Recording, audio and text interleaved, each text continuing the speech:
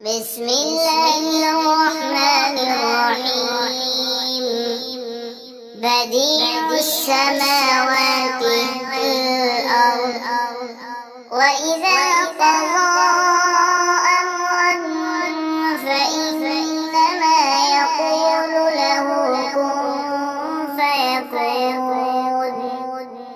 وقال الذين لا يعلمون لولا يكلمنا الله أو تأتينا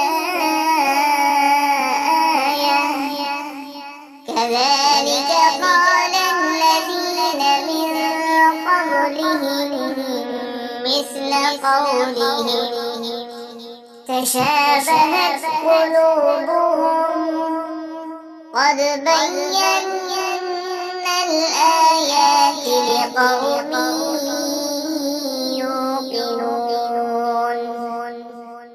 إنا أرسلناك بالحق بشيرا ونذيرا ولا تسأل عن أصحاب الجحيم. ولن ترضى عنك اليهود ولا النصارى حتى تتبع ملتهم قل إن هدى الله هو الهدى ولئن اتبعت أهواءهم بعد الذي جاءك من العلم ما لك من الله من ولي ولا نصير. الذين آتيناهم الكتاب يتلونه حق تلاوته أولئك يؤمنون به ومن يكفر به فأولئك هم الخاسرون. يا بني إسرائيل اذكروا نعمتي التي أنعمت عليكم وأني فضلتكم على العالمين. واتقوا يوما لا تجزي نفس عن نفس شيئا ولا يقبل منها عدل ولا تنفعها شفاعة ولا هم ينصرون. وإذ ابتلى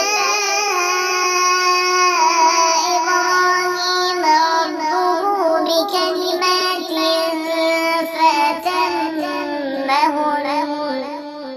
قال إني جاعلك للناس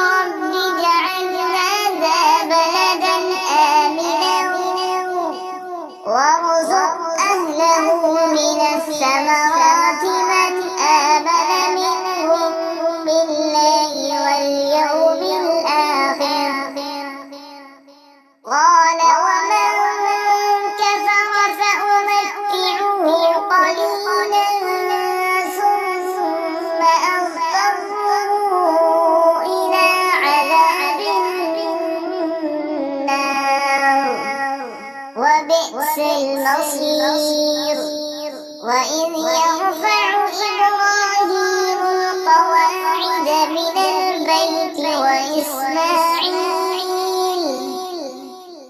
ربنا تقبل منا إنك أنت السميع العليم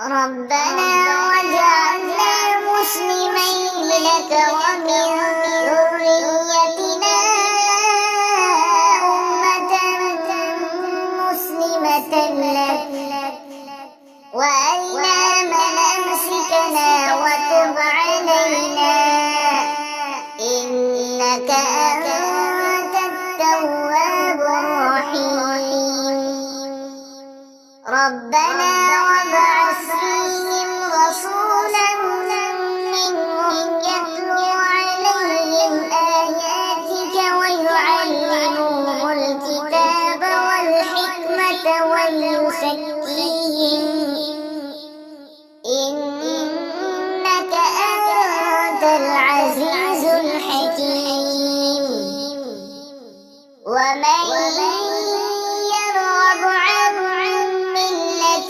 إبراهيم إلا من سفه نفسه ولقد اصطفيناه في الدنيا وإنه في الآخرة لمن الصالحين إذ قال له ربه أسلم قال أسلمت لرب العالمين